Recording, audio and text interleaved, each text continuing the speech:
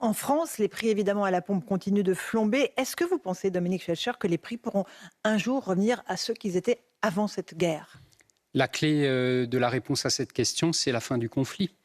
Et je dirais, il y a deux clés. Un, la fin du conflit pour que le baril se détende. Et deux, il y a la question derrière de combien de temps dureront les réparations de toutes ces installations qui ont été endommagées. Donc on a plein d'incertitudes. Ça peut durer des mois et des mois, c'est Et ça? donc, ça peut durer longuement, malheureusement. Donc, vraiment, il faut que le conflit se termine au plus vite. C'est-à-dire les infrastructures, la reprise du trafic maritime, tout ça peut prendre beaucoup de temps, c'est ça? Absolument. On ne sait pas exactement, mais selon certains experts qui s'expriment, un certain nombre de dégradations sont quand même très fortes.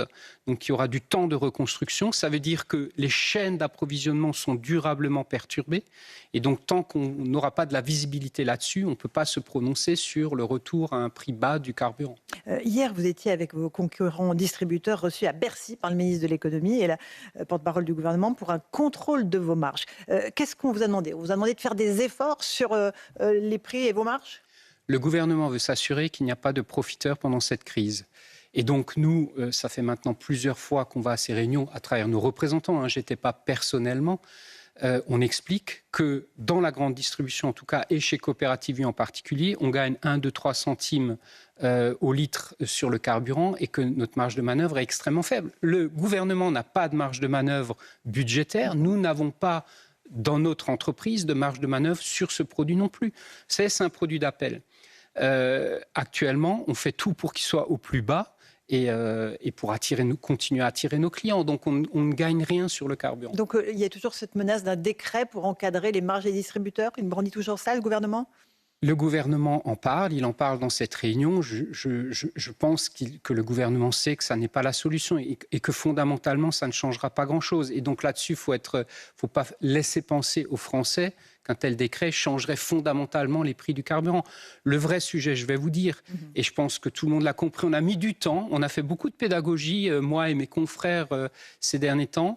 Maintenant, les gens ont compris que le sujet il est plutôt du côté des raffineurs, des spéculateurs du carburant, mais pas tellement au niveau de la grande distribution qui se bat sur ce produit d'appel. Et le sujet n'est pas aussi un peu, Dominique Schelcher, du côté de l'État, qui lui aussi encaisse quand même les surplus liés aux taxes sur le carburant? Alors, c'est ce qui a été expliqué hier également. Il y a 150, 180 millions de dégagés sur la période. Cet argent va être réutilisé à aider les rouleurs, les grands rouleurs, comme on dit, dans quelques jours, puisque les aides vont s'ouvrir. Donc voilà, ce qu'ils gagnent en plus, ils le donnent d'un autre côté. Et par ailleurs, en déficit budgétaire, on a des difficultés à aider davantage. Mais c'est l'État qui profite de la crise aujourd'hui ou pas, pour vous, Dominique Schelcher? Puisqu'il cherche les profiteurs de crise. Moi, le maillon qui aujourd'hui, je pense, pourrait faire plus, et j'avais déjà lancé un appel et je le relance ce matin, c'est le maillon des raffineurs.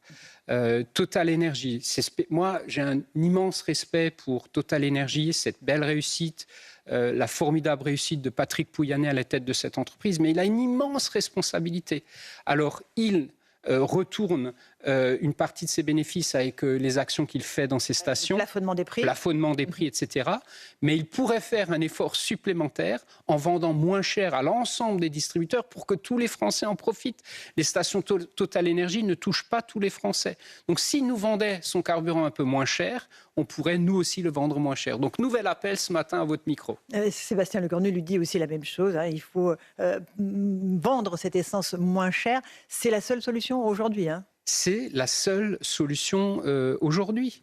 Il n'y en a pas d'autres. Je pense que, on en discute réunion après réunion à Bercy et je pense que les choses maintenant sont de plus en plus claires. Et encore une fois, la clé de la résolution du problème, c'est la fin du conflit. Dominique Schelcher, vous êtes évidemment aux prises avec le pays réel, avec vos clients qui viennent dans les magasins.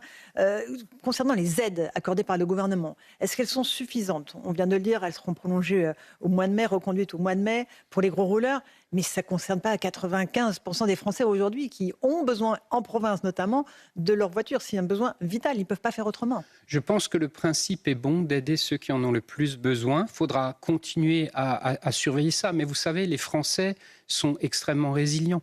Ils vont de crise en crise, comme nous, là, les chefs d'entreprise, depuis des années, et ils s'adaptent. Chez Coopérative Vue, au mois d'avril, la consommation de carburant est en baisse de plus de 15% en volume. 15% en volume. Ça fait combien de temps que ce n'était pas arrivé ? Très longtemps, très longtemps. C'est 5% depuis le début de l'année quand on lise tout. Ça veut dire quoi ? Ça veut dire que les Français ont changé de comportement, prennent moins la voiture, s'organisent pour voyager à plusieurs, vont moins loin, viennent moins souvent faire les courses. Voilà, tout ça est parti. Ils s'adaptent. Ils n'attendent pas forcément, vous voyez, ce qui va peut-être arriver d'ailleurs. Il y a ces aides du gouvernement pour, on l'a dit, les gros rouleurs. Et puis, il y a les demandes de certains partis politiques de baisser les taxes, baisser la TVA, plafonner les prix pour la France insoumise. Est-ce que ça, c'est une des solutions qui serait envisageable pour vous ? D'autres pays l'ont fait. Moi, mon magasin est en Italie, au bord de l'Allemagne.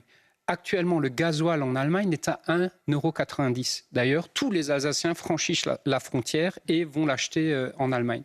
La difficulté de la France, c'est qu'elle n'a pas les moyens d'une aide massive de ce type-là, je pense. Et c'est pour ça que, sous cette contrainte, le gouvernement ne décide pas de cette solution-là. Il y a des taxes, notamment la taxe sur les certificats d'économie d'énergie, qui servent à la transition énergétique pour nous rendre moins dépendants justement de cette manne pétrolière. Et il faut les maintenir, ces taxes, ou les baisser temporairement pour donner une petite bouffée d'air aux Français ? C'est à un moment la proposition que notre fédération avait faite.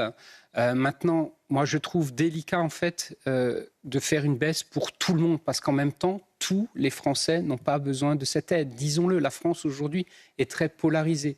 Il y a des Français qui arrivent à épargner, pour qui les 30 € en moyenne de carburant plus, ça n'est pas une trop grande difficulté. Par contre, il y a toute une autre France, celle que nous, on connaît particulièrement dans nos magasins, dans les territoires de France, qui utilisent la voiture tous les jours, pour qui c'est une extrême difficulté. Et c'est elle qu'il faut aider avant tout. Donc moi, je ne serais pas pour une aide pour tout le monde, en fait, aujourd'hui du tout. Bon. Vous dites que les Français ont modifié leurs habitudes et donc roulent moins. Quand ils viennent dans les magasins, ils achètent plus, du coup, parce qu'il faut faire des provisions pour plusieurs jours, voire plusieurs semaines. C'est exactement ça. Donc le premier arbitrage, on l'a dit, c'est autour de la voiture. Et maintenant, on commence, depuis après Pâques, à voir que ça change dans les magasins. Donc par exemple, le non alimentaire. Donc par exemple, actuellement, les salons de jardin pour sa terrasse, etc. Ça, c'est très arbitré. Ça, c'est beaucoup moins acheté. On sent également un afflux de vente sur les marques de distributeurs, donc notre marque U. C'est 20 à 25% moins cher, c'est de grande qualité aujourd'hui, les gens l'ont compris. Et très rapidement après, ce qui est questionné aussi, par exemple, un des premiers produits, c'est la viande. La viande est très chère dans un panier, donc il y a des premiers mouvements sur ce sujet-là. C'est-à-dire que les Français ne consomment plus de viande peut-être une fois par semaine. Exactement. On en est là en 2026. Voilà, pas tout à fait autant. C'est l'explosion des œufs actuellement. Hein. C'est une protéine pas chère, donc ça c'est totalement confirmé. Les gens achètent énormément d'œufs. Voilà, donc les arbitrages sont en cours, les gens se serrent la ceinture. Et alors il y a un sujet dont on nous parle tout le temps, etc., c'est je vais revoir mon organisation pour les vacances d'été, j'irai moins loin, je ne prendrai peut-être pas la voiture et peut-être je ne partirai pas. 50% des Français ont dit qu'ils reverraient leurs dépenses de vacances. Ça, c'est vraiment un phénomène très important. Dominique Schelcher, PDG de Coopérative Vue, on est sur CNews et sur Europe 1. Il y a aussi les chiffres de l'inflation qui sont tombés. Les prix ont augmenté de 2,2% sur un an selon l'INSEE. Ça veut dire que vous allez être confronté à des hausses de prix en rayon ? Pour l'instant, nous ne faisons que répercuter encore les dernières négociations commerciales qui s'étaient arrêtées le 28 février. Il n'y a pas, à date d'aujourd'hui, d'impact de cette nouvelle guerre en Iran sur les prix dans les magasins. Il y a lundi prochain une réunion que les ministres provoquent, une réunion de suivi des filières où seront présents les industriels et nous-mêmes. Et il y aura une discussion, faut-il ou pas réouvrir les négociations commerciales. Nous, on est extrêmement prudents là-dessus et on ne le souhaite pas. Pourquoi ? Parce que déjà, le phénomène est beaucoup moins massif qu'en 2022, au moment de l'éclatement de la guerre en Ukraine. On a beaucoup moins de demandes. Et pour l'instant, nous, ce qu'on dit, c'est que chacun prenne encore un peu sur lui. Par exemple, livrer des magasins tous les jours, ça nous coûte beaucoup plus cher en carburant. On l'assume nous-mêmes pour l'instant. Donc, je dirais que chacun fasse comme ça pour l'instant. Et parce que sinon, c'est la porte ouverte à une inflation importante, je pense, et que les Français ne peuvent pas assumer aujourd'hui. Mais les industriels, évidemment, eux, poussent pour des renégociations commerciales. Ils disent, évidemment, ça nous coûte plus cher d'acheminer les produits, les matières premières, et ensuite de les distribuer. Est-ce qu'il y a la pression sur vous, sur les magasins, risque d'être très forte dans les prochaines semaines? Elle est là, mais encore une fois, elle est beaucoup moins forte qu'en 2022. Donc, sachons raison garder tous, analysons les choses. Il y aura cette réunion la semaine prochaine, mais encore une fois, les Français, la consommation, ne peuvent pas se permettre une hausse brutale des prix aujourd'hui. Je rappelle qu'après 2022, c'était 21% de hausse de l'alimentaire sur 3 ans et que ça avait cassé la consommation pendant 3 ans, voire 4 ans. Pour la première fois, c'est en 2025 que la consommation était de nouveau positive en volume. La consommation, c'est un moteur de la croissance et de l'économie française. Est-ce qu'on veut casser ça encore une fois? Donc soyons extrêmement prudents, parce que derrière, les conséquences sont en chaîne quand la consommation n'est pas au rendez-vous. Donc analysons les choses la tête froide. C'est-à-dire quand il y a quoi? Conséquences sur le chômage, conséquences sur... Mais tout s'enchaîne, tout s'enchaîne. Moins de consommation, c'est un peu moins de production dans les usines, c'est effectivement peut-être un peu de tension sur les prix. Donc c'est un enchaînement extrêmement négatif. Dominique Schelcher, vous parliez tout à l'heure des spéculateurs, ceux qui se font de l'argent sur cette guerre et cette hausse des prix. Vous ciblez qui? Les multinationales, les grands groupes, ceux avec qui vous négociez? Quand je cite ce nom-là, je cite particulièrement les acteurs du marché du carburant à Rotterdam, où il y a évidemment des raffineurs, des grandes entreprises, mais il y a aussi des gens qui achètent et revendent du carburant et se font sans doute actuellement des marges très importantes. C'est eux que je cible. Et eux devraient faire un effort pour l'ensemble des Français et finalement des Européens, puisque c'est un marché européen. Dominique Schelcher, vous croisez les Français tous les jours. Vous avez un magasin à Fessenheim, on va en parler dans un instant. Que vous disent les Français? On les sent très résignés, parce que ils se sont révoltés au moment des Gilets jaunes, parce qu'il y avait des décisions qui avaient été prises par le gouvernement, qui avaient motivé cette révolte. Là, c'est tellement exogène, ça dépend tellement pas de la France. Ils sont résignés? Il n'y aura pas de révolte sociale? C'est exactement tel que vous le décrivez. On sent des Français résignés et je dirais résilients, c'est-à-dire qui essayent de s'adapter à cette situation une fois de plus. Ils vont de crise en crise, ils trouvent des solutions. Il y a des organisations. Blablacar n'a jamais autant progressé que ces derniers jours parce que les Français s'organisent pour voyager ensemble, etc. Et en même temps, ce qu'on commence à entendre maintenant, puisqu'on est à 1 an près, c'est beaucoup d'espoir autour de la présidentielle 2027. Les gens espèrent qu'autour de cette échéance, leur quotidien puisse changer positivement. Ça, on l'entend. Ils espèrent que quelqu'un aura une baguette magique pour résoudre leurs problèmes de pouvoir d'achat. Personne ne croit à la baguette magique. Tout le monde sait que ça va être extrêmement difficile, mais ils rêvent d'un homme ou d'une femme et d'un projet fort. Ça, oui, c'est dans les conversations. Et dans ce que vous entendez dans les propositions des partis, notamment sur la question des carburants, il y a des choses qui vous paraissent sensées, baisse de la TVA, plafonnement des prix. Est-ce qu'il y a des projets qui vous semblent intéressants? Pour l'instant, en sachant que vous êtes apolitique, évidemment. Absolument, absolument. Les projets, on n'en a pas le détail aujourd'hui. On va être très impatient de les découvrir. Moi, si vous voulez, ce que je ne cesse de dire aux hommes politiques et aux femmes politiques que je rencontre, c'est qu'il faut revaloriser le travail. Revaloriser le travail, pour moi, c'est quoi? C'est déjà baisser les charges sur le travail pour que les chefs d'entreprise puissent augmenter les salaires. Ça, à mon avis, c'est une clé. Premier point. Deuxième point, ce qu'on attend dans les programmes que vous évoquez, c'est un message pour les jeunes. Les jeunes ne sont pas bien aujourd'hui.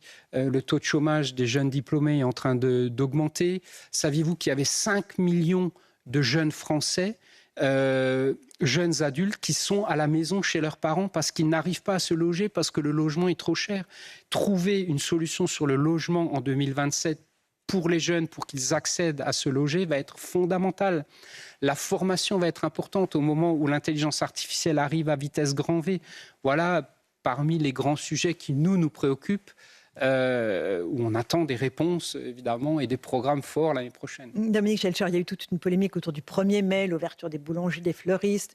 Est-ce qu'il y a une question de fond, évidemment, qui sous-tend cette thématique? Est-ce que les Français travaillent assez? Est-ce qu'il faut qu'ils travaillent plus dans les années à venir?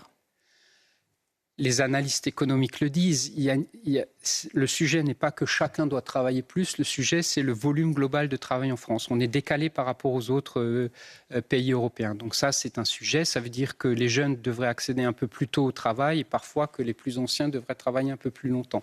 C'est en gros ça le sujet. Mais autour du 1er mai, je vais vous dire, nous on n'est pas du tout demandeurs de ce sujet-là. Vous ne voulez pas ouvrir le 1er mai? Mais non, nous on dit à un moment il faut que ça s'arrête, il faut que nos collaborateurs puissent se reposer. Par contre, que les fleuristes et que les boulangers puissent s'ouvrir librement s'ils le souhaitent, ben voilà.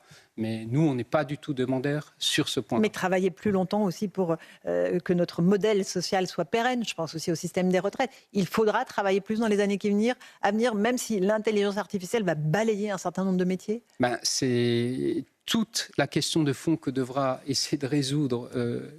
résoudre les programmes l'année prochaine, de trouver une réponse à cette équation qui est extrêmement complexe, mais dont on sent bien qu'il faut maintenant la résoudre. Vous savez, je reviens du Japon.